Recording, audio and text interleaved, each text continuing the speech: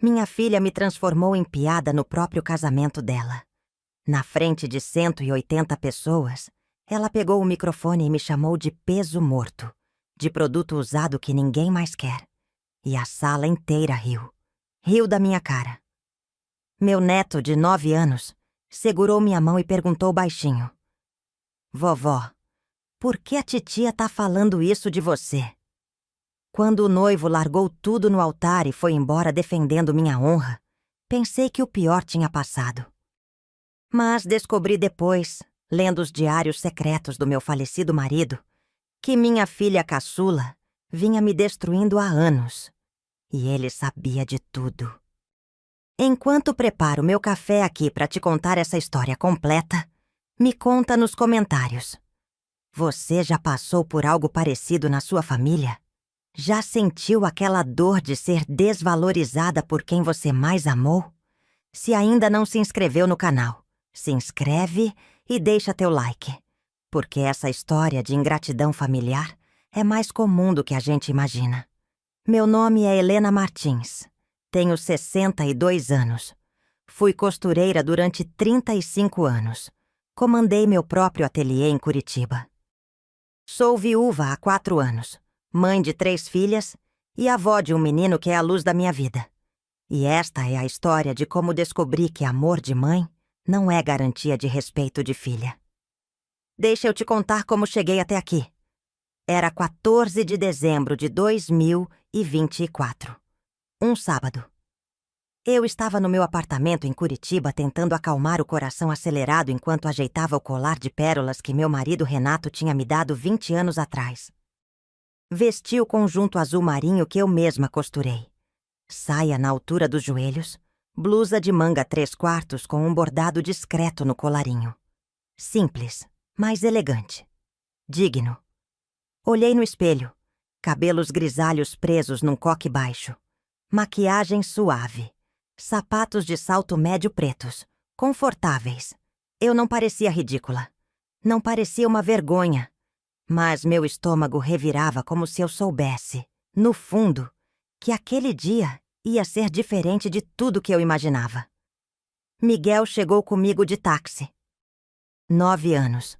Terno cinza que ficou pequeno nos pulsos. Gravata torta que arrumei 3 vezes no caminho. Ele segurou minha mão quando descemos na frente do espaço Jardim das Acácias. Aquele buffet de luxo no bairro Água Verde que a Júlia escolheu. Vovó, tá nervosa? Ele perguntou. Só um pouquinho. Menti.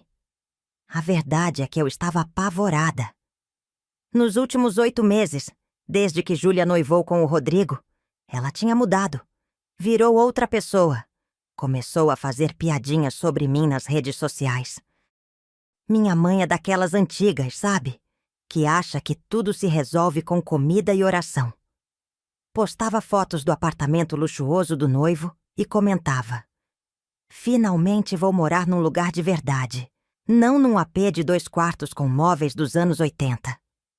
Quando entrei no salão, senti os olhares. A família do Rodrigo estava toda reunida perto do bar. Homens de terno italiano, mulheres com vestidos que custavam mais que minha aposentadoria de 3 meses. Eles olharam para mim e para o Miguel. E vi uma mulher loira cochichar alguma coisa no ouvido da outra. As duas riram. Minhas outras 2 filhas, Camila e Fernanda, estavam sentadas numa mesa lateral. Camila acenou de longe, mas não levantou. Fernanda nem olhou. Sentei com Miguel numa mesa no canto. A que sobrou. A última. O casamento foi lindo. Júlia estava deslumbrante num vestido tomara que caia branco com cauda de 3 metros. Rodrigo, bonito, sorridente, emocionado no altar. Eu chorei durante os votos. Chorei porque era minha caçula, minha bebê. A menina que eu embalei noites sem dormir quando tinha cólica. Mas também chorei porque, no fundo do meu peito, doía saber que ela não tinha me pedido para ajudar em nada. Não me chamou para escolher o vestido. Não me pediu opinião sobre flores. Não quis que eu costurasse nem um detalhe sequer da festa. Mãe, relaxa. Eu já contratei um personal stylist para cuidar de tudo. Você só precisa aparecer. Só aparecer. O jantar começou. Champanhe, risotos, sobremesas francesas. Miguel comia brigadeiro atrás de brigadeiro, enquanto eu empurrava comida no prato sem conseguir engolir. E então, Júlia pegou o microfone. Gente, eu queria agradecer a presença de todos vocês aqui hoje. A voz dela ecoou animada pelo salão. Palmas, sorrisos.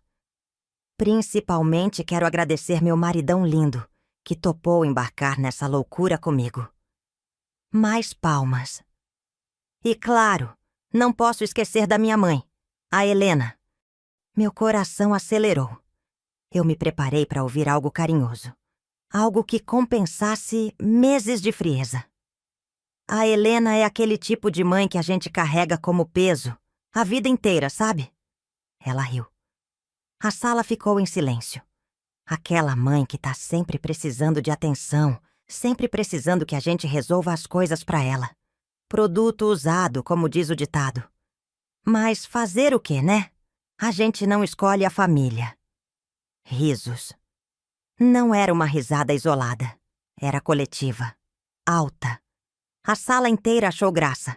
Senti o Miguel apertar minha mão debaixo da mesa. Vovó, por que a titia tá falando isso de você? Não consegui responder. Minha garganta tinha fechado. Meus olhos ardiam. Mas eu não ia chorar ali. Não na frente daquelas pessoas.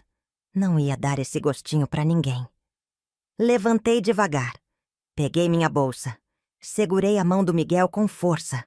Mas antes que eu conseguisse dar 2 passos em direção à saída, ouvi a voz dele. Rodrigo. Ele atravessou o salão, pegou o microfone da mão de Júlia sem cerimônia e olhou para a plateia. O rosto dele não tinha sorriso nenhum. Isso não é família, ele disse, a voz firme, grave.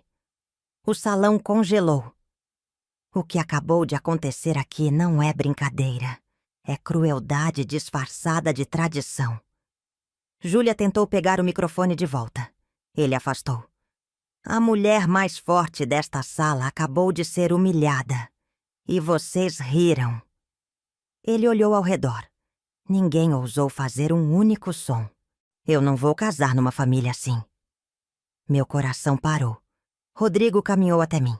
Parou na minha frente. Pegou minha mão e beijou. Com delicadeza. Com respeito. A senhora não merecia isso. Ele disse baixinho. Só pra mim. Então ele tirou a aliança do dedo. Colocou na mão de Júlia, que estava pálida, boquiaberta. E saiu. Atravessou o salão. Abriu a porta. E foi embora. O silêncio que ficou não era paz. Era choque. Horror. 180 pessoas, sem saber onde enfiar a cara. Júlia soltou um grito. Desabou no chão de joelhos, chorando, berrando-se o nome dele. Camila correu para socorrer. Fernanda ficou paralisada. E eu segurei firme na mão do Miguel e saí dali com a dignidade que me restava. Mas quando entrei no táxi, quando finalmente estava sozinha com meu neto no banco de trás, foi aí que desmoronei. Tem gente que não entende o que é construir uma vida do zero. Costurar não é só enfiar linha na agulha e fazer ponto reto. É arte. É técnica. É years de estudo, de prática, de calos nos dedos e noites sem dormir porque o vestido da cliente precisa ficar pronto até sexta. Eu abri o ateliê Dona Helena em 1989. Tinha 27 anos. Acabava de casar com o Renato. E a gente morava num apartamento minúsculo de um quarto em Curitiba. Ele era motorista de ônibus. Fazia a linha Boqueirão Centro 6 dias por semana.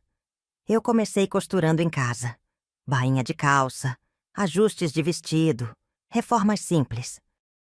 Mas eu era boa. Muito boa. As clientes começaram a me indicar. Dona Marisa me indicou para a cunhada. A cunhada me indicou para a vizinha. A vizinha me indicou para a patroa. E em menos de 3 anos eu tinha fila de espera de 2 meses para fazer vestido de festa. O Renato me apoiou em tudo.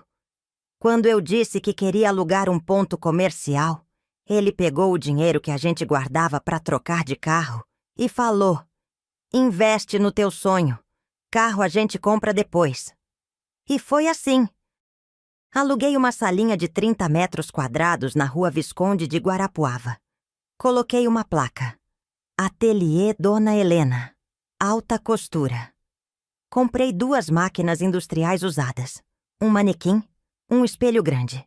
No primeiro mês, faturei R$ 800. Mal dava para pagar o aluguel. No 6º mês, 3.200. No 3º ano, eu estava faturando 12 mil por mês. Tinha 2 costureiras trabalhando comigo. E o nome do ateliê tinha virado referência em Curitiba. Fiz vestidos de noiva para filhas de juiz, de médico, de empresário. Fiz o vestido da Miss Paraná de 97. Fiz uniforme sob medida para recepcionistas de hotel 5 estrelas.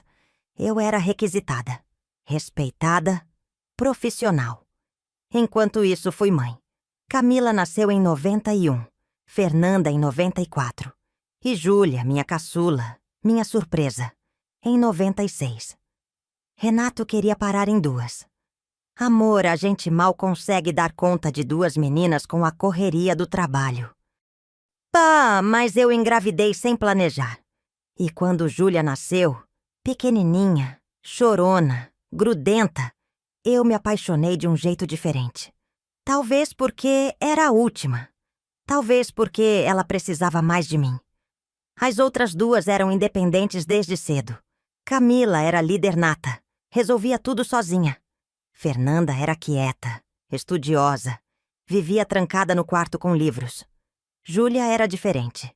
Júlia precisava de colo. Chorava se eu saía de perto. Dormia mal se eu não ficava cantando até ela pegar no sono. E eu me doava inteira. Quando ela fez 10 anos em 2006, o Renato me chamou para conversar. Helena, a Júlia tá ficando mimada. Como assim mimada? Me ofendi. Ela tem 12 anos, amor. Não lava um prato, não arruma a cama. Tu faz tudo por ela. Ela ainda é criança, Renato. Camila, com 12 anos, já ajudava em casa. Fernanda lavava a própria roupa. Eu defendi. Sempre defendi. Cada filha é diferente. A Júlia é mais sensível. Renato suspirou. Passou a mão no rosto, cansado. Tá bom. Mas um dia tu vai ver que proteger demais também faz mal. Eu não quis ouvir. Paguei faculdade particular para as 3. Camila fez administração. Fernanda fez pedagogia. Júlia fez publicidade. Mas mudou de curso 3 vezes antes de decidir. Mãe, eu não sei o que eu quero. E eu bancava. Sempre bancava. Trabalhei 12, 14 horas por dia, durante anos para dar para elas o que eu nunca tive. Eu vim de família pobre. Minha mãe era empregada doméstica. Meu pai, pedreiro. Eu estudei em escola pública, trabalhei desde os 15. Não ia deixar minhas filhas passarem necessidade. Renato era meu alicerce, meu porto seguro. Quando eu chegava em casa exausta, ele esquentava a janta. Quando eu precisava viajar para São Paulo comprar tecidos, ele ficava com as meninas. Quando eu duvidava de mim, ele segurava meu rosto e dizia: Tu é a mulher mais forte que eu conheço. Ele morreu em março de 2021. Infarto fulminante. Voltando do trabalho. 59 anos. A vida acabou naquele dia. Não acabou de verdade, mas acabou do jeito que eu conhecia. O apartamento ficou vazio, silencioso. Eu acordava de madrugada achando que ele estava ao meu lado. Esticava o braço. Nada. As meninas vieram pro velório. Choraram. Me abraçaram. Júlia chorou mais. Soluçou, gritou. Precisou tomar calmante. Eu segurei ela no colo, mesmo ela tendo 25 anos, e disse: Calma, minha filha. A mãe tá aqui. Sempre vou estar. Depois do enterro, elas voltaram para as vidas delas. Camila tinha marido e filho. Fernanda morava em outro bairro. Trabalhava período integral. Júlia morava sozinha no apartamento que eu paguei o aluguel por 2 anos, até ela se estabilizar. Eu fechei o ateliê 6 meses depois. Não conseguia mais. Cada vestido que eu costurava me lembrava que o Renato não ia estar em casa quando eu voltasse. Cada cliente que elogiava meu trabalho me lembrava que ele não ia ouvir a história. Aposentei. 60 anos. 35 anos de profissão. Fiquei sozinha. Camila me ligava uma vez por semana. Mãe, tá tudo bem? Precisa de alguma coisa? Mas nunca aparecia. Fernanda mandava mensagem. Mãe, desculpa, tô sem tempo. Depois a gente se vê. Júlia aparecia quando precisava. Mãe, me empresta 3.000? É pra pagar um curso. Mãe, tô sem grana pro aluguel esse mês. Mãe, pode ficar com o Miguel amanhã. Preciso resolver umas coisas. E eu dava. Sempre dava. Miguel tinha 5 anos quando Renato morreu. Ele praticamente cresceu comigo depois disso. 3 vezes por semana, eu buscava ele na escola. Dava almoço, fazia dever de casa junto. Era minha alegria, minha luz. Vovó, a senhora é a pessoa mais legal do mundo. Ele me disse uma vez, mastigando o bolo de cenoura. Por que, meu amor? Porque você sempre tem tempo pra mim. Aquilo apertou meu peito de um jeito bom e ruim, ao mesmo tempo. Em maio de 2024, Júlia me ligou animada. Mãe, eu vou casar. Meu coração encheu. Sério? Com quem? O Rodrigo. Lembra que eu te falei dele? Lembrava vagamente. Ela tinha mencionado umas 3 vezes. Empresário, dono de academia, bem-sucedido. Que maravilhoso, minha filha. Quando vai ser?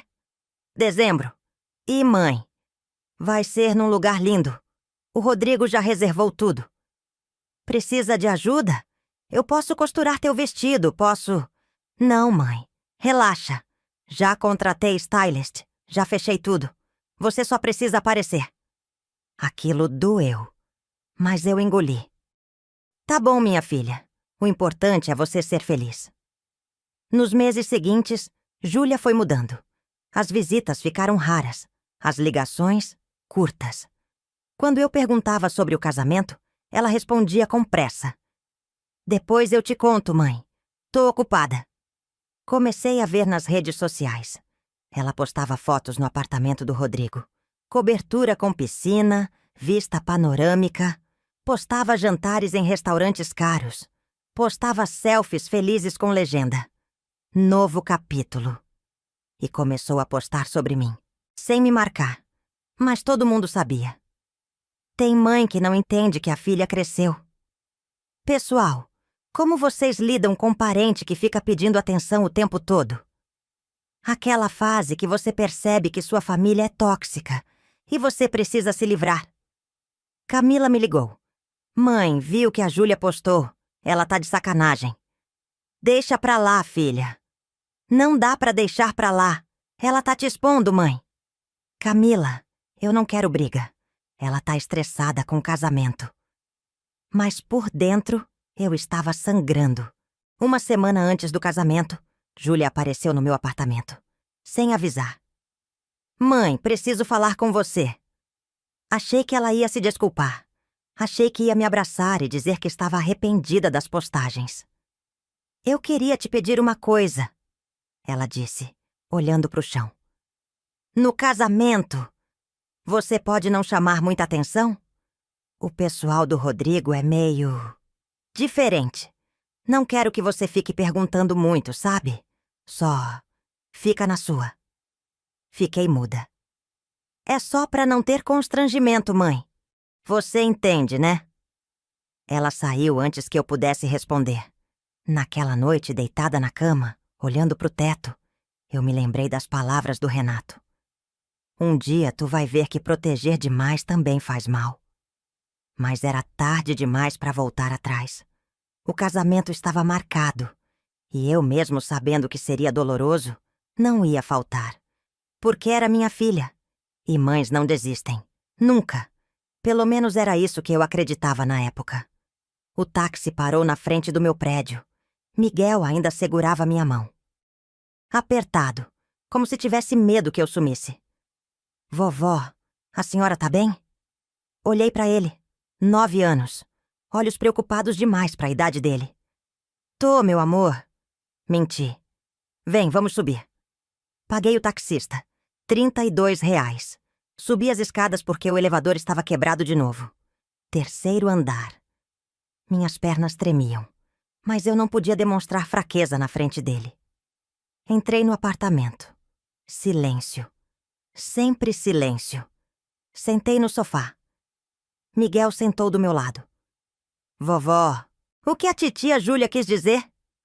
Respirei fundo. Adulto às vezes fala coisas sem pensar, meu amor.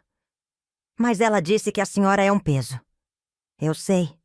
E todo mundo riu. Eu sei, Miguel. A senhora não é um peso, vovó. A senhora é a pessoa mais legal que eu conheço. Abracei ele, forte, e finalmente deixei as lágrimas caírem. Chorei. Chorei enquanto segurava meu neto, enquanto tentava não fazer barulho, enquanto sentia o peito arder de uma dor que não era física, mas era pior que qualquer dor física que eu já tinha sentido na vida. Miguel me abraçou de volta, pequenininho, frágil, tentando me proteger. Quando consegui me controlar, limpei o rosto. Vai dormir, meu amor. Tá tarde. Posso dormir aqui hoje, vovó? Claro. Dei banho nele. Coloquei o pijama que ele deixava guardado aqui. Deitei ele na minha cama porque a cama de solteiro do quartinho era desconfortável. Esperei até ele dormir. E então voltei para a sala, sozinha. Liguei o celular que tinha deixado no silencioso. 37 mensagens. Camila. Mãe, pelo amor de Deus, você tá bem? Fernanda. Mãe, responde. Tô preocupada. Números desconhecidos. Muitos números. Abri o Instagram. Meu perfil tinha apenas 200 seguidores. Eu mal usava. Postava foto de bolo uma vez por mês, quando muito. Mas estava cheio de mensagens diretas. Abri uma. Senhora Helena, eu estava no casamento. Queria pedir desculpas. Eu ri junto com todo mundo. E agora eu tô com vergonha. A senhora não merecia aquilo. Abri outra. Vi o vídeo que postaram do casamento. A senhora é muito forte. Deus abençoe. Vídeo? Procurei. Não demorou. Alguém tinha filmado o momento. O discurso da Júlia. As risadas. Rodrigo tomando o microfone. Rodrigo indo embora. O vídeo tinha 50.000 visualizações. Postado 3 horas atrás. Os comentários eram uma mistura. Esse homem é um príncipe. Defendeu a sogra. A Júlia é uma víbora. Que filha faz isso com a própria mãe? Gente, mas será que a história não tem outro lado? Vai ver, a mãe é chata mesmo. Velha dramática querendo atenção no casamento da filha. Fechei o aplicativo. As mãos tremiam. Liguei para Camila. Ela atendeu no primeiro toque. Mãe, graças a Deus. Tá bem? Onde você tá? Tô em casa. O Miguel tá aqui comigo. Mãe. Eu não sei o que dizer. Eu fiquei em choque. Todo mundo ficou. A Júlia... Minha voz falhou. A Júlia realmente pensa isso de mim? Silêncio do outro lado. Camila, responde. Mãe, a Júlia tá... Ela mudou muito depois que conheceu o Rodrigo. Acho que ela quis impressionar a família dele. Quis parecer... sei lá, independente. Mas aquilo que ela fez foi absurdo. Por que você não fez nada? Eu fiquei paralisada, mãe. Desculpa. Desliguei. Liguei para Fernanda. Não atendeu. Mandei mensagem. Fernanda, a mãe precisa falar com você. Nada. Sentei no sofá de novo. Olhei ao redor do apartamento. 2 quartos. Sala pequena. Cozinha apertada. Móveis velhos, sim. Sofá de 2003. Mesa de jantar que o Renato comprou em 98. Estante de madeira que ele montou com as próprias mãos. Móveis dos anos 80. Júlia tinha escrito. Eu nunca tive dinheiro para trocar. Aposentadoria de R$ 2.200. Aluguel de 900. Condomínio de 250. Luz, água, internet, remédios. Sobrava pouco. E o pouco que sobrava, eu usava para comprar presente pro Miguel, para ajudar as meninas quando pediam. Levantei, fui até o quarto, abri o armário. Lá no fundo, guardadas em caixas, estavam as fotos antigas. Puxei uma caixa. Sentei no chão. Comecei a olhar. Fotos do ateliê. Eu jovem, sorridente, ao lado de uma cliente vestindo um vestido de noiva que eu tinha feito. Fotos de matérias de jornal. Costureira curitibana veste Miss Paraná. Fotos de prêmios. Certificados. Eu fui alguém. Não era só a mãe. Não era só a avó. Eu fui Helena Martins, costureira respeitada, profissional requisitada, mulher que construiu um negócio do zero. Onde foi que isso se perdeu? Guardei as fotos, voltei para a sala. 3 da manhã. O celular vibrou. Júlia. Mãe, a gente precisa conversar. Não respondi. Ela ligou. Não atendi. Ligou de novo. Atendi. Mãe, graças a Deus! Você sumiu, eu tava desesperada. Desesperada. Repeti sem emoção. Mãe, eu sei que você tá brava, mas deixa eu te explicar. Explicar o quê, Júlia? Aquilo foi nervosismo, mãe.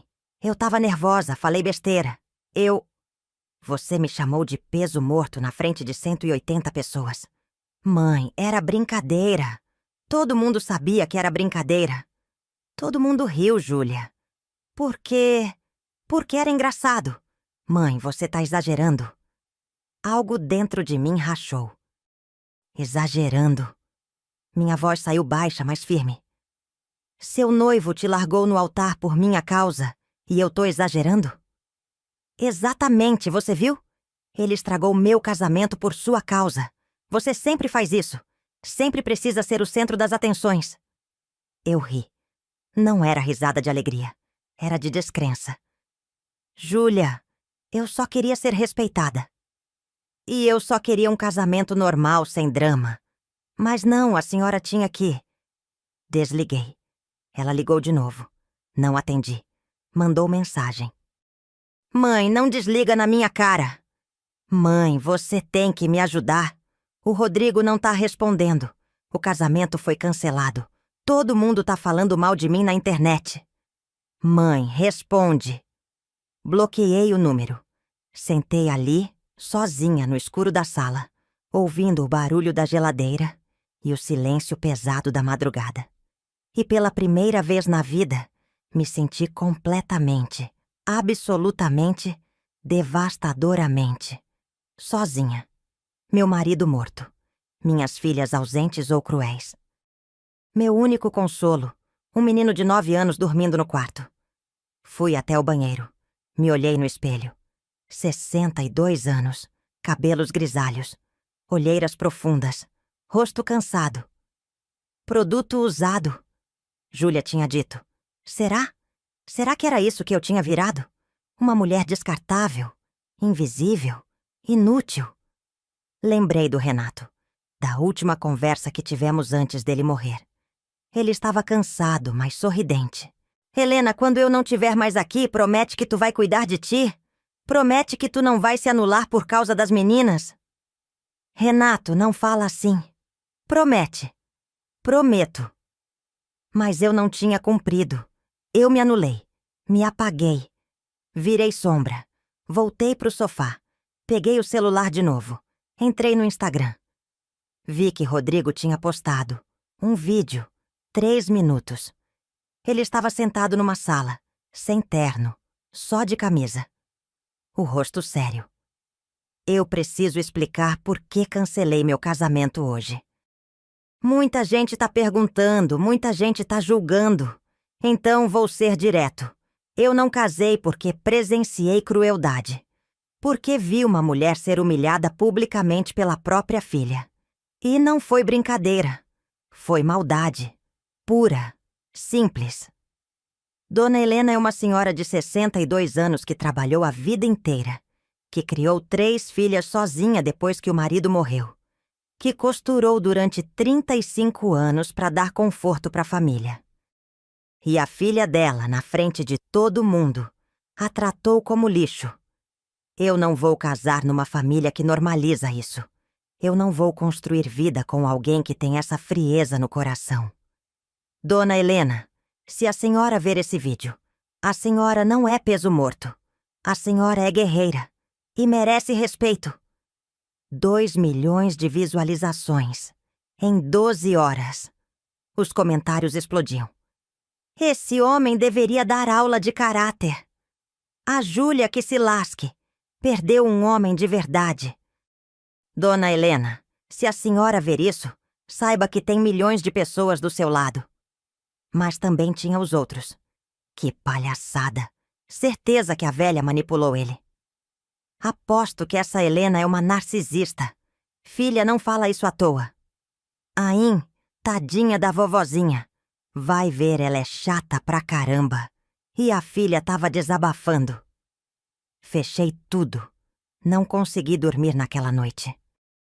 Fiquei sentada no sofá, olhando pra janela, vendo o sol nascer devagar sobre Curitiba, pensando em como minha vida tinha desmoronado em menos de 24 horas. E o pior, sem saber se um dia conseguiria juntar os pedaços de novo. Os dias seguintes foram um borrão de dor. Miguel ficou comigo até domingo. Camila veio buscar ele no final da tarde, constrangida, sem coragem de olhar nos meus olhos direito. Mãe, desculpa por tudo. Eu vou conversar com a Júlia. Não precisa, Camila. Precisa sim. O que ela fez foi... Camila, por favor, só... Vai. Ela foi. E eu fiquei sozinha de novo. Não saí de casa na segunda, nem na terça, nem na quarta. Desliguei o celular. Não queria ver mensagem. Não queria ver notificação. Não queria saber se mais gente estava comentando, julgando, dissecando minha vida em posts de internet.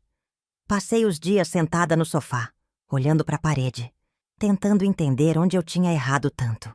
Será que fui mãe ruim? Será que protegi demais a Júlia e criei um monstro? Será que merecia o que aconteceu? A geladeira estava vazia. Não tinha comido nada desde sábado. Não sentia fome. Não sentia nada além de um vazio pesado no peito, que doía mais que qualquer fome. Na quinta-feira, a vizinha do lado, Dona Lourdes, bateu na porta. Helena! Helena, abre aqui, filha! Não atendi. Ela bateu mais forte. Helena, eu sei que tu tá aí. Abre essa porta. Levantei, arrastada, e abri. Dona Lourdes tinha 70 anos, viúva também. Morava sozinha desde que o marido morreu 5 anos atrás. A gente se falava pouco, mas ela sempre foi educada. Ela entrou sem pedir licença, olhou ao redor e sacudiu a cabeça. Meu Deus do céu, Helena! Tu não tá comendo? Não tô com fome. Isso não é desculpa. Ela foi até a cozinha, abriu a geladeira. Vazia! Quando foi a última vez que tu foi no mercado? Não respondi. Ela voltou, pegou minha mão. Senta aqui, já volto. Saiu. Voltou 20 minutos depois com uma sacola de pão, leite, frutas, frios. Fez um sanduíche e colocou na minha frente. Come. Dona Lourdes. Come, Helena. Não vou sair daqui até tu comer. Comi. Mecanicamente. Sem gosto. Ela sentou do meu lado. Eu vi o vídeo. Disse baixinho. Fechei os olhos. Helena, tu não tem culpa nenhuma. Eu devo ter feito alguma coisa. Filha não trata a mãe assim sem motivo. Filha trata a mãe assim quando é egoísta, quando é mimada, quando esquece de onde veio. Ela apertou minha mão. Eu te conheço há 8 anos. Tu é mulher trabalhadora, honesta, dedicada. O que tua filha fez foi covardia. Comecei a chorar. De novo. Sempre de novo. Dona Lourdes me abraçou e ficou ali, em silêncio, enquanto eu chorava. Quando consegui parar, ela levantou. Agora tu vai tomar banho, trocar de roupa e vai viver, porque ficar aqui definindo não vai mudar nada. Eu não sei viver sem elas, Dona Lourdes. Então aprende. Ela foi até a porta. Parou. Helena, tu trabalhou 35 anos. Tu criou 3 filhas. Tu perdeu teu marido e continuou de pé. Tu é mais forte do que tu pensa. Ela saiu. Fiquei ali sozinha de novo, com as palavras dela ecoando. Tu é mais forte do que tu pensa. Será? Liguei o celular. 112 mensagens não lidas. Abri o WhatsApp. Fernanda tinha mandado mensagem. Mãe, me desculpa por não ter respondido antes. Tava processando tudo. Mas eu tô do seu lado. A Júlia exagerou. Exagerou. Como se fosse só um exagero. Como se não tivesse dilacerado minha dignidade em praça pública. Camila tinha mandado várias. Mãe, por favor, responde. Tô preocupada. Miguel tá perguntando da senhora todo dia. Mãe, eu conversei com a Júlia. Ela tá arrependida. Arrependida. Júlia não tinha mandado nada. Continuava bloqueada. Abri o Instagram de novo. Não resisti. O vídeo do Rodrigo estava com 5 milhões de visualizações agora. 5 milhões. Eu tinha virado notícia. Avó humilhada em casamento. Noivo defende sogra e cancela casamento. Júlia Martins perde patrocinadores após vídeo polêmico. Júlia tinha postado um textão. Gente, eu queria esclarecer o que aconteceu no meu casamento. Eu amo minha mãe. Sempre amei. O que eu falei foi uma brincadeira interna de família que saiu do contexto. Eu nunca quis magoar ela. Minha mãe sabe disso. Peço desculpas publicamente se alguém se ofendeu, mas, por favor, parem de me atacar. Eu tô passando por um momento muito difícil e os ataques só pioram. Os comentários eram devastadores. Brincadeira! Você humilhou sua mãe. Tá pedindo desculpas porque perdeu patrocínio, não porque tá arrependida. Sua mãe merece coisa melhor que você. Mas também tinha defensores dela. Gente, a mãe dela deve ser chata mesmo. Ninguém fala isso à toa. Aposto que a Helena é uma daquelas mães manipuladoras. Fechei tudo. Não aguentava mais. Passei o Natal sozinha. Camila me convidou para ir na casa dela. Mãe, vem passar o Natal aqui. Miguel tá morrendo de saudade. Obrigada, filha. Mas eu vou ficar em casa mesmo. Mãe. Camila, eu preciso de um tempo. Por favor. Ela insistiu.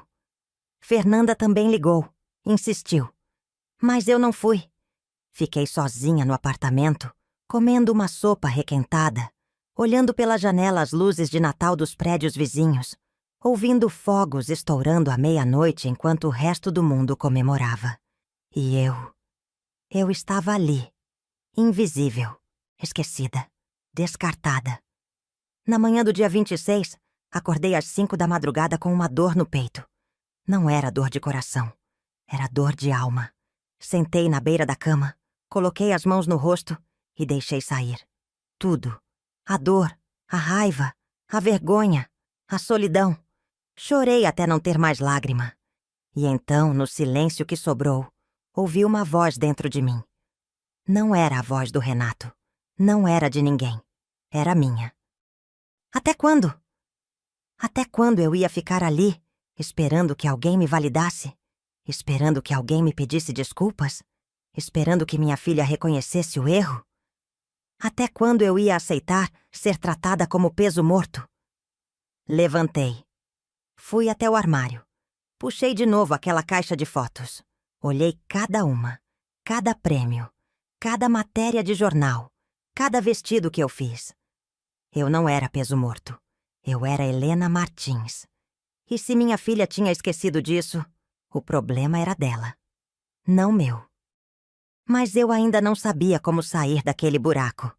Até que no dia 28 de dezembro, Camila apareceu na minha porta, com uma caixa, e tudo mudou.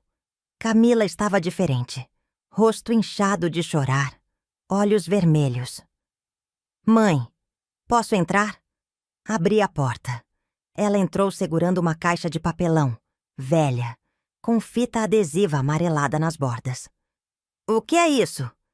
Perguntei. Ela colocou a caixa em cima da mesa da sala. Respirou fundo. Eu tava arrumando o sótão lá de casa. Encontrei isso no meio das coisas que a gente trouxe da casa antiga quando o pai morreu. Coisas que eu nunca tive coragem de abrir. Olhei para a caixa. Tinha o nome do Renato escrito à mão na lateral, com caneta azul desbotada. São cadernos, mãe. Diários. Do pai. Meu coração disparou. Diários? Ele escreveu durante anos. Tem uns 15 cadernos aqui dentro. Ela me olhou com os olhos marejados. Mãe, eu li alguns.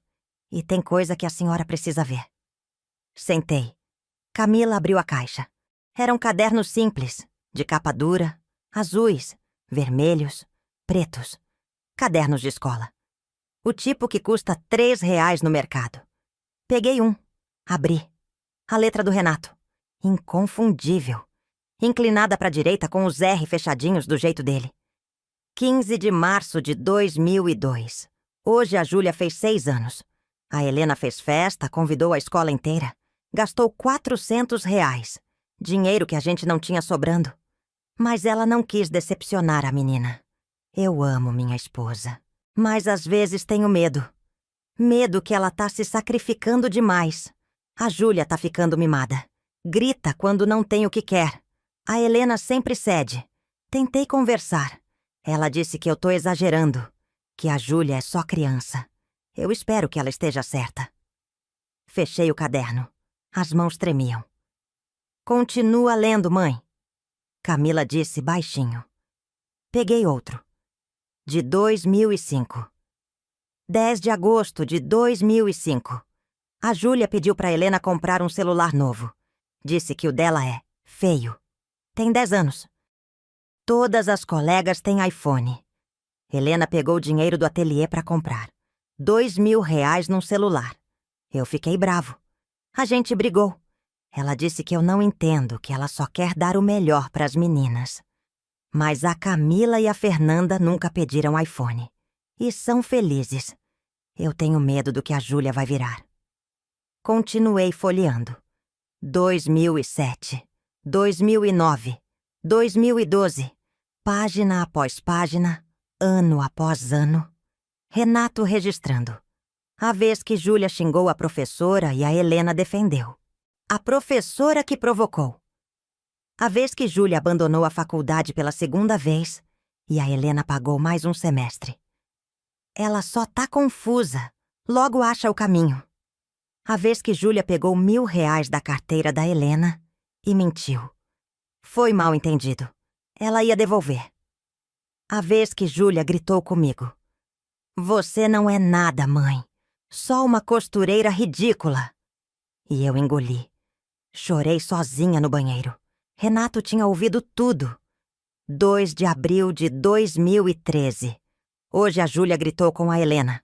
Disse que ela é ridícula. Que as amigas dela têm mãe advogada, médica, empresária. E a dela é só costureira. Helena chorou no banheiro. Pensei que ela ia confrontar a menina. Mas não. Ela pediu desculpas para Júlia. Disse que sente muito por não ser suficiente. Eu não aguento mais ver isso. Mas quando eu falo, a Helena se fecha. Diz que eu não entendo. Talvez eu não entenda mesmo. Mas eu vejo. Vejo minha esposa se apagando um pouco a cada dia. E isso me mata por dentro. Larguei o caderno. Não conseguia ler mais. Tem um envelope no fundo da caixa. Camila disse. Endereçado para a senhora. Procurei. Encontrei. Envelope branco, fechado, com meu nome escrito na frente. Para Helena. Abrir se eu não estiver mais aqui. Datado de março de 2020. Um ano antes dele morrer. Rasguei o envelope com as mãos tremendo. Dentro, uma carta. 3 páginas. Letra dele. Comecei a ler. Helena, se você está lendo isso, é porque eu já fui. Eu queria ter falado isso pessoalmente, mas nunca tive coragem.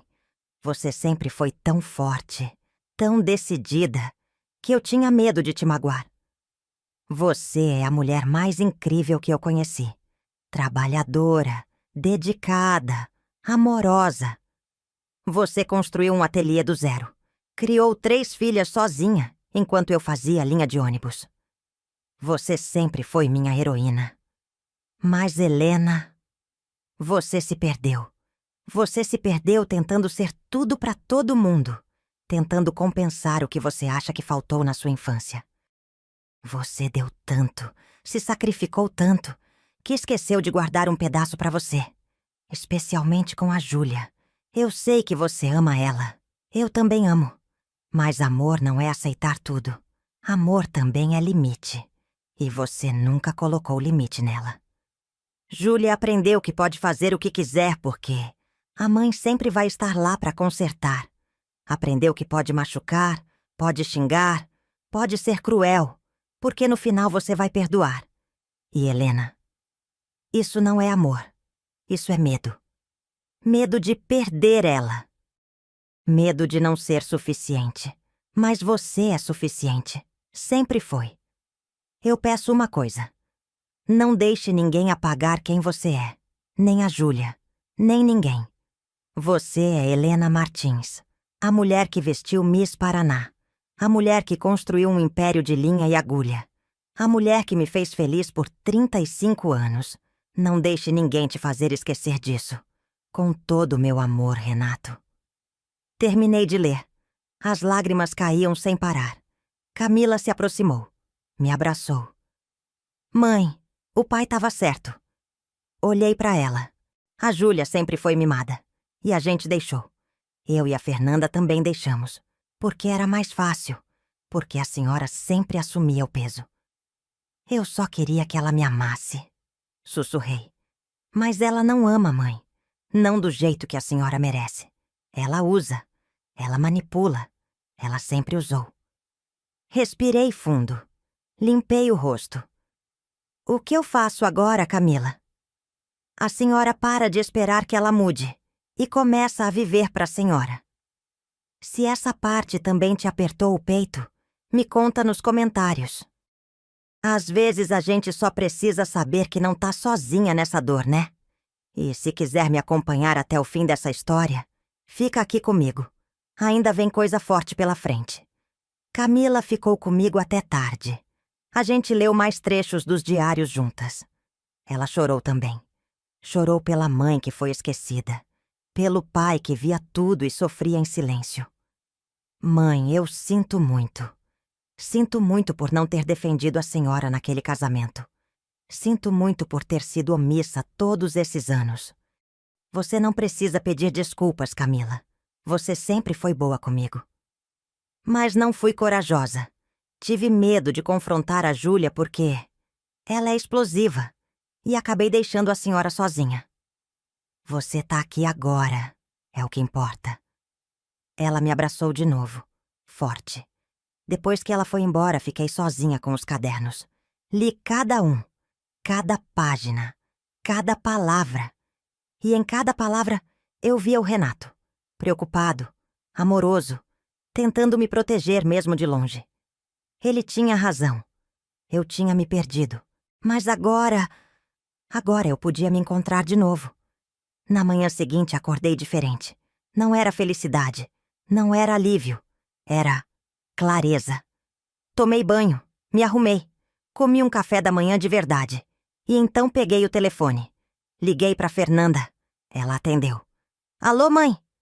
Fernanda, eu preciso que você venha aqui, hoje, com a Camila.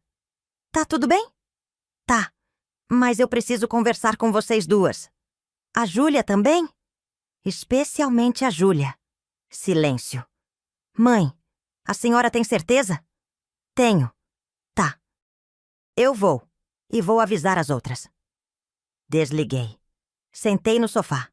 Olhei para a carta do Renato em cima da mesa. Não deixe ninguém apagar quem você é. Eu não ia deixar mais. Marquei a reunião para 3 de janeiro. Sexta-feira, 6 da tarde. Camila confirmou. Fernanda confirmou. Júlia! Júlia não respondeu. Mandei mensagem direto para ela. Desbloqueei o número só para isso. Júlia, vou estar em casa sexta às 6 da tarde. Preciso conversar com você e suas irmãs. Espero que você venha. Ela visualizou. Não respondeu. Não importava. Eu ia fazer aquilo com ou sem ela. Passei os dias seguintes me preparando. Não era preparação física. Era emocional. Reli a carta do Renato. 3, 4, 5 vezes. Cada palavra grudava em mim como tatuagem invisível. Você é suficiente. Sempre achei que não era. Sempre achei que precisava fazer mais, dar mais, ser mais. Mas eu já tinha sido suficiente o tempo todo. Organizei os cadernos. Separei os trechos mais importantes. Coloquei marquinhos de papel. Ia precisar deles. Limpei o apartamento. Não sei por quê. Talvez porque precisava de controle. Controle sobre alguma coisa, já que tudo parecia tão fora de controle. Dona Lourdes bateu na porta na quinta. E aí, Helena? Melhorou? Melhorei, Dona Lourdes. Obrigada por ter cuidado de mim. Ela sorriu. A gente precisa cuidar uma da outra, né? Sozinha ninguém aguenta. É verdade. Vai fazer alguma coisa amanhã? Vou conversar com minhas filhas. Ela assentiu. Conversa difícil? A mais difícil da minha vida. Então vai precisar disso. Ela me entregou um Tupperware com brigadeiros. Para dar energia. Aceitei, agradeci. Sexta-feira chegou. Acordei cedo. Passei o dia todo mexendo na casa, cozinhando, tentando ocupar a cabeça. Fiz café, arrumei xícaras. Coloquei os cadernos em cima da mesa da sala, empilhados, visíveis. 5:30. Camila chegou primeiro, com Miguel. Mãe, eu não achei com quem deixar ele. Pode ficar? Claro. Miguel me abraçou. Vovó, saudade. Saudade também, meu amor. Vai lá pro quarto, vovó deixou uns desenhos pra você pintar. Ele foi. Camila olhou pros cadernos. Vai usar todos? Só alguns trechos, mas quero que eles estejam aqui, pra ela ver que não tô inventando nada. 6 horas. Fernanda chegou, sozinha, tímida. Oi, mãe. Oi, filha. Senta. 6:15. Júlia não aparecia. Ela não vai vir, Camila disse. Peguei o celular, mandei mensagem. Júlia, última chance. Se não vier, vou entender que você não se importa. 3 minutos depois, a campainha tocou. Abri. Júlia estava lá. Óculos escuros, moletom, sem maquiagem. Parecia cansada. Vim, ela disse seca. Entrou. Não me cumprimentou. Sentou no sofá de braços cruzados. Camila e Fernanda estavam tensas. Eu podia sentir. Respirei fundo. Obrigada por terem vindo. Júlia revirou os olhos. Ignorei. Eu pedi para vocês virem aqui porque preciso falar algumas coisas. Coisas que eu deveria ter falado há muito tempo. Mãe, olha. Júlia começou. Deixa eu terminar, Júlia. Ela fechou a boca. Surpresa. Peguei um dos cadernos. Abri na página marcada. Esse aqui é um diário do seu pai. Ele escreveu durante 20 anos. A Camila encontrou. E tem coisas aqui que vocês precisam ouvir. Júlia cruzou os braços mais forte. Comecei a ler. 2 de abril de 2013. Hoje a Júlia gritou com a Helena. Disse que ela é ridícula. Que as amigas dela têm mãe advogada, médica, empresária. E a dela é só costureira. Júlia piscou. Ficou pálida. Continuei. 15 de junho de 2015. A Júlia pediu mais dinheiro. Disse que precisa trocar de carro. Helena pegou 5.000 reais da poupança. Eu tentei falar que a gente tá apertado. Ela não ouviu. 3 de novembro de 2018. A Júlia chamou a mãe de chata na frente das amigas. Helena fingiu que não ouviu, mas eu vi a dor no rosto dela. Fechei o caderno. Olhei para Júlia. Seu pai registrou tudo, Júlia. Tudo. Cada desrespeito. Cada vez que você me tratou mal e eu deixei passar. Mãe, eu... Não terminei. Peguei a carta dele pra mim. E ele deixou isso aqui, pra mim, antes de morrer. Li em voz alta. Cada palavra. A parte sobre como eu me perdi. A parte sobre como Júlia nunca teve limites. A parte sobre amor, não ser aceitar tudo. Quando terminei, o silêncio era pesado. Fernanda estava chorando. Camila também. Júlia olhava para o chão. Mãe, eu não sabia que ele... Você sabia sim, Júlia. Você sempre soube. Você só não se importava. Isso não é justo. Não? Levantei. Me diz então. Me diz uma vez que você me respeitou nos últimos 10 anos. Uma vez que você me valorizou. Uma vez que você não me usou. Júlia ficou em silêncio. Eu te dei tudo, Júlia. Paguei sua faculdade 3 vezes porque você desistiu 2. Paguei seu aluguel por 2 anos. Te dei dinheiro sempre que você pediu. Costurei até de madrugada para dar conforto para você. Minha voz estava firme, não tremia. E você me chamou de peso morto, na frente de 180 pessoas. No dia que deveria ser o mais feliz da sua vida, você escolheu me humilhar. Era brincadeira! Júlia explodiu. Quantas vezes eu vou ter que pedir desculpas? Você nunca pediu desculpas de verdade, Júlia. Eu pedi! Mandei mensagem, postei nas redes. Você postou pedindo para pararem de te atacar. Não porque estava arrependida. Ela abriu a boca. Fechou. Não tinha resposta. Camila se levantou. Júlia, chega. Chega de vitimismo. O que você fez foi cruel. E a mãe tá certa. Você não tem nada a ver com isso, Camila. Tenho sim. Porque eu também fui omissa.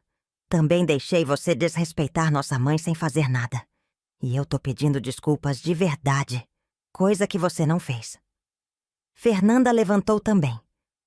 Mãe, desculpa. Desculpa mesmo.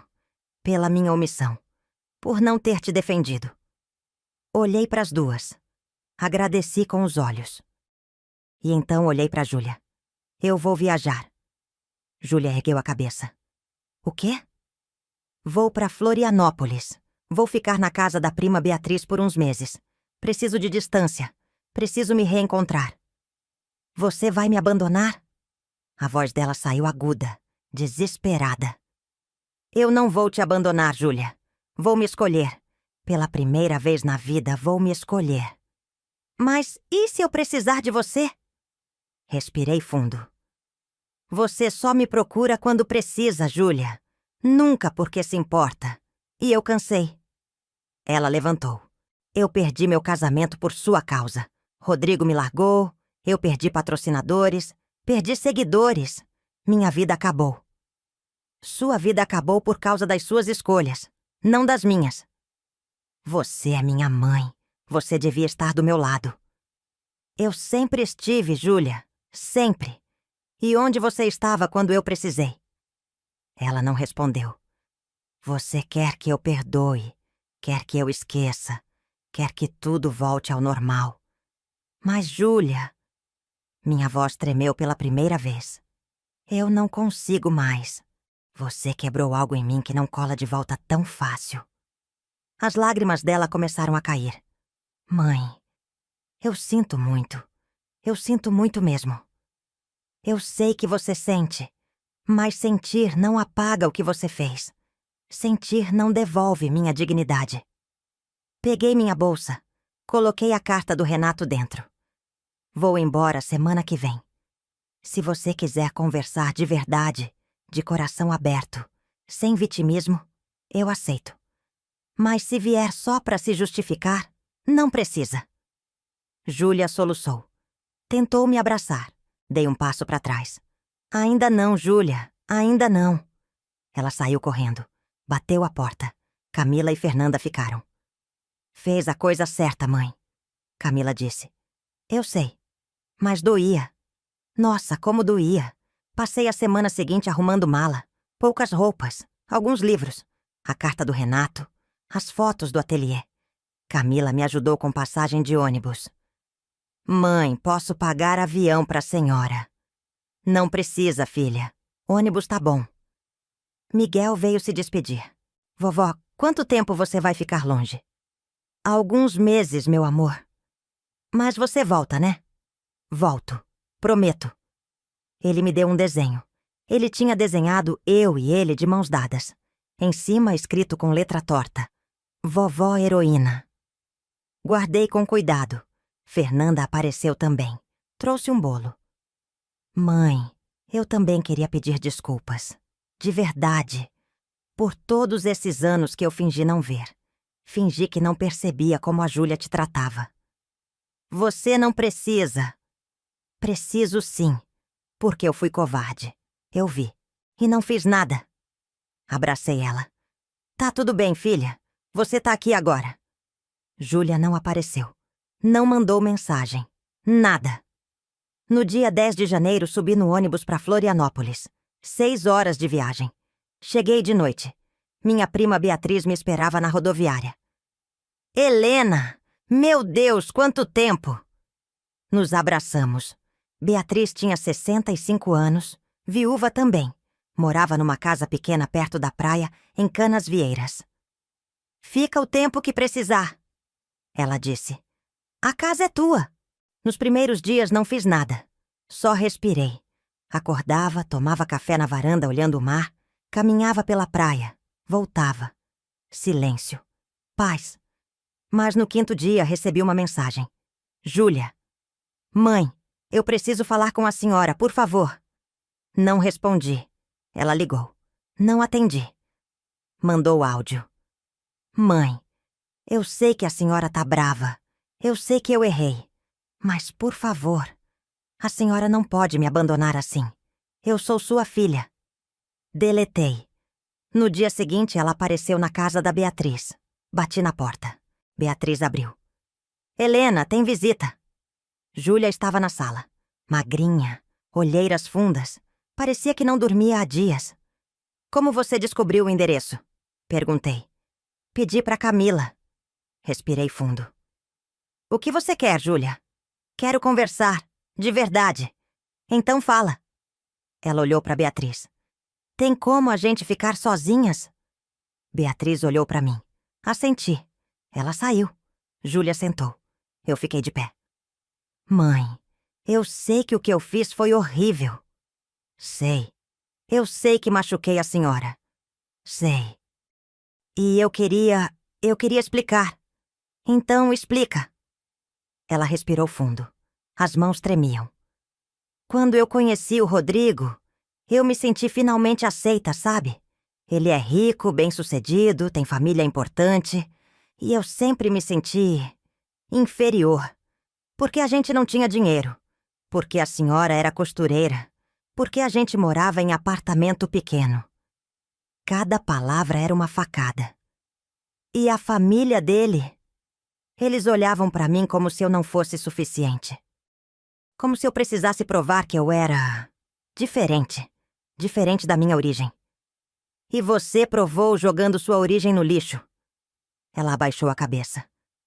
Júlia, você sabe o que mais dói? Não é nem o que você disse. É que você me usou de escada. Pisou em mim pra subir. Eu sei. Você humilhou a mulher que te criou, que trabalhou até de madrugada pra você não faltar nada. Só pra impressionar gente que não vale nada. Eu sei, mãe. Eu sei. Ela começou a chorar. Eu sei, e eu me odeio por isso. Chorar é fácil, Júlia. Mudar é que é difícil. Então me dá uma chance de mudar. Eu te dei milhões de chances, durante 30 anos. Mãe, você sempre foi mimada, Júlia.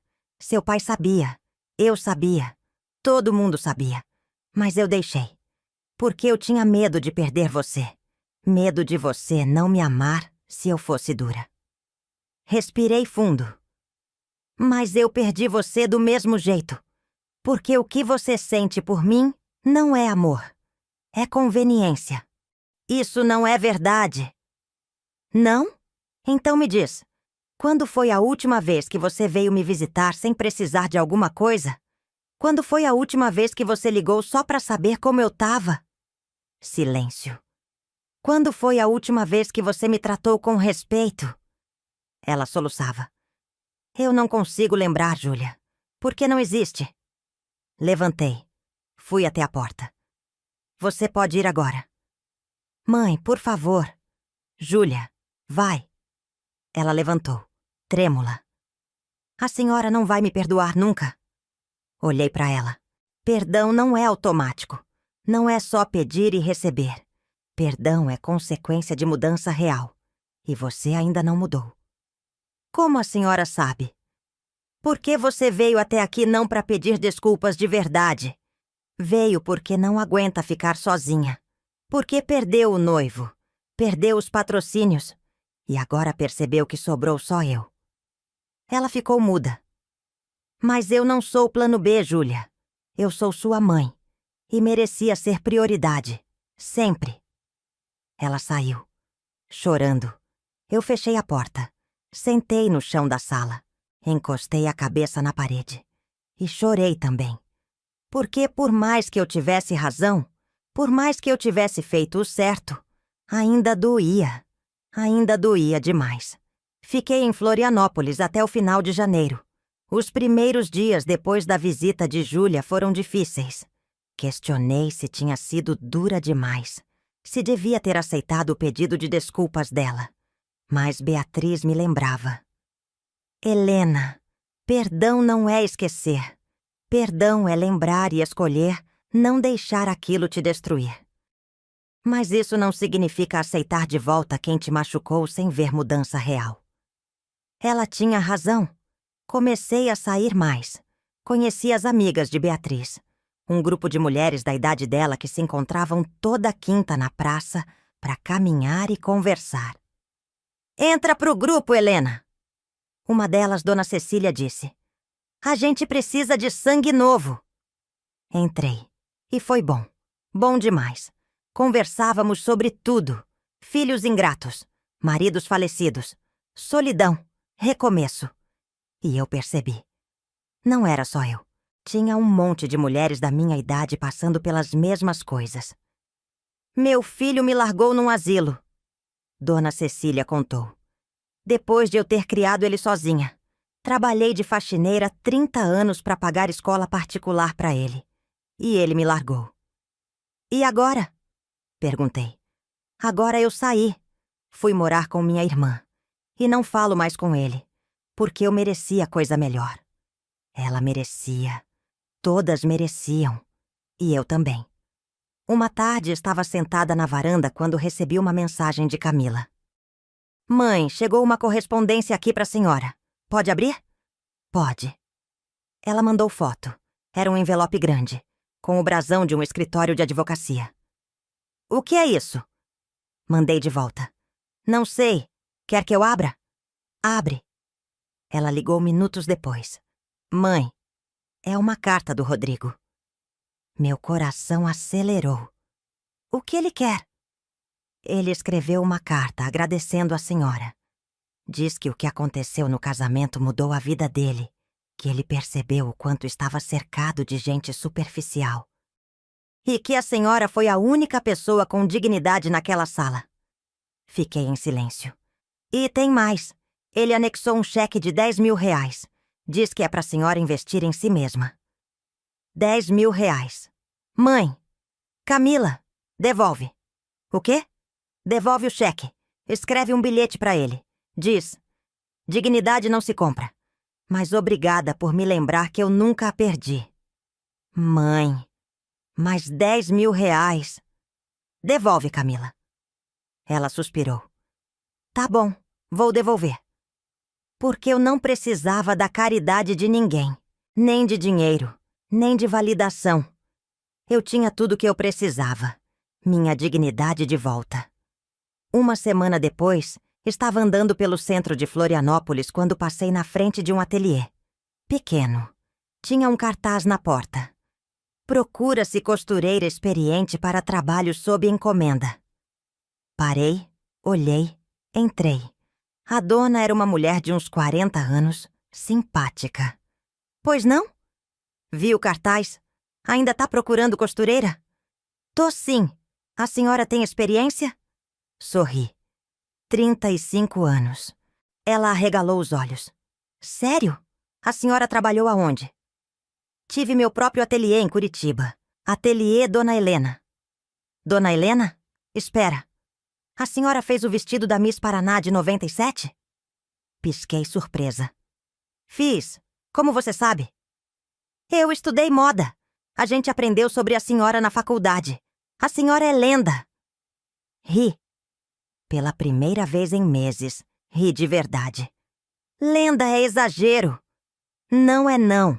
A senhora fez alta costura de verdade, com técnica europeia. Ela me puxou para dentro. Mostrou os trabalhos dela. Vestidos de festa, reformas. Se a senhora topar trabalhar aqui, seria uma honra. Eu não tô procurando emprego fixo. Tô só de passagem. Então trabalha por projeto, por peça. Pelo amor de Deus, não me diz não. Acabei aceitando. Voltei a costurar. Não por obrigação, não por necessidade. Por escolha. E era diferente. Libertador. Fiz 3 vestidos de festa. Um vestido de noiva, 2 reformas complexas. A dona do ateliê pagava bem. R$ 400 por vestido. 1.500 pelo vestido de noiva. Não era fortuna, mas era meu. Ganho com meu talento, com minha competência. E isso valia mais que qualquer cheque de 10 mil. Miguel mandava mensagens todo dia. Vovó, quando você volta? Vovó, eu te desenhei de novo. Vovó, eu te amo. Camila e Fernanda ligavam. Perguntavam como eu estava. Contavam da vida delas. Júlia sumiu. Até que no dia 25 de janeiro, recebi uma mensagem dela. Mãe, eu comecei terapia. Sei que não muda o que eu fiz, mas é um começo. Não tô pedindo perdão agora. Só queria que a senhora soubesse que eu tô tentando. Olhei para a mensagem por um tempo. Não respondi. Mas salvei. Porque talvez um dia. Mas ainda não.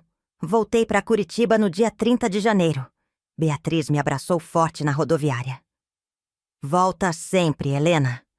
Volto. Prometo. Cheguei em casa. O apartamento estava do jeito que deixei. Silencioso, mas não opressivo. Não mais. Abri as janelas. Deixei o sol entrar. Liguei para Camila. Tô em casa. Mãe, já? Vou aí. Ela chegou com Miguel. Ele me abraçou tão forte que quase caí. Vovó, eu sabia que a senhora voltava. Claro que eu voltava, meu amor. Prometi, não prometi? Camila olhou para mim. Mãe, a senhora tá diferente. Diferente como? Mais leve. Sorri. É porque eu tô, filha. Tô mais leve.